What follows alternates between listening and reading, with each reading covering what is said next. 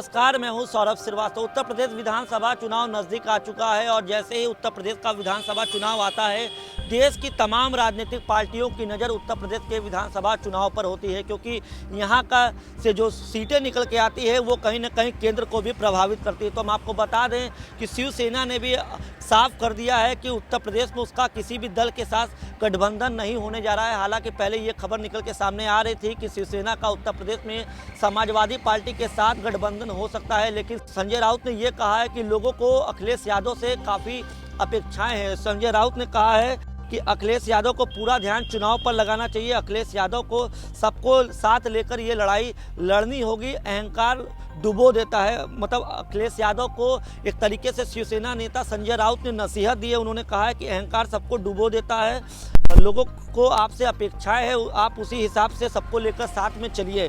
संजय राउत ने आगे कहा है कि उत्तर प्रदेश की टक्कर और चक्कर राजनीति में बहुत महत्वपूर्ण है। योगी जी गोरखपुर से लड़ें या अयोध्या से लड़ें, ये उनका अधिकार है, लेकिन देश में जो अराजकता है, गंगा में बहती लाशों को जिसने देखा है, इससे जो भी जिंदा लोग हैं वो भारतीय जनता पार्टी को वोट नहीं देंगे। तो संजय राउत ने कुल मिलाजुला के अखिलेश यादव को चुनाव में बेहतरीन प्रदर्शन करने के लिए, सबको साथ लेकर चलने के लिए, अहंकार को त्यागने के लिए एक नसीहत दी है। तो भारतीय जनता पार्टी पे बड़ा आरोप लगाया है और कहा है कि जो भी जिंदा लोग होंगे वो समाजवादी पार्टी को या किसी अन्य दल को वोट तो जरूर दे देंगे, लेकिन भारतीय जनता पार्टी को वोट नहीं देंगे, क्योंकि जिस तरीके से कोरोना की दूसरी लहर में गंगा में तैरती लाशों को लोगों ने देखा है। हम आपको बता दें, इसके साथ संजय राउत ने गोवा का भी जिक्र किया, क्योंकि गोवा में बीजेपी को मजबूत करने वाले गोवा के पूर्व मुख्यमंत्री स्वर्गीय मनोहर पर्रिकर ने जिस तरीके से भारतीय जनता पार्टी को वहाँ पे मजबूत किया, लेकिन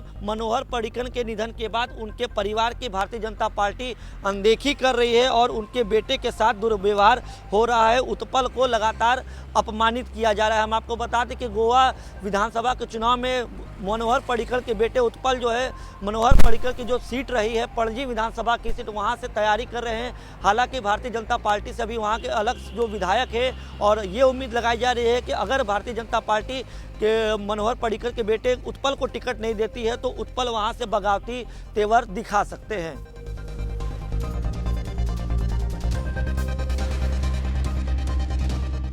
लेकिन जो बात फिर एक बार 300 सीट की होती है, वो आश्चर्यकारक है कि जिस तरह से उत्तर प्रदेश में अनरेस्ट है, अराजकता है, लोग सवाल पूछने लगे हैं, जिस तरह से गंगा में लाशें बहते हुए लोगों ने देखा है पूरे विश्व में, उसके बावजूद भी उनको लगता है कि 300 सीटें आएगी। तो क्या जाए, गंगा में जो लाशें बहती थी वो आकर उनको वोट करने वाले हैं क्या? जिंदा लोग तो उनको वोट नहीं करेंगे, कभी नहीं करेंगे। छोड़ दीजिए, अखिलेश ने भी अपना पूरा ध्यान चुनाव पे देना चाहिए, पूरा ध्यान, और सबको साथ लेकर लड़ाई लड़नी चाहिए। अहंकार सबको डुबाता है, ये हमारे सामने उदाहरण है, और लोग बहुत बड़ी अपेक्षा से अखिलेश की तरफ देख रहे हैं। हम भी चुनाव लड़ने जा रहे हैं, हम चुनाव लड़ेंगे, लेकिन परिवर्तन की ताकत जो है वो कांग्रेस, अखिलेश और जो भी गैर भाजपा जो पार्टी है, उनको मिलकर ही लड़ना होगा।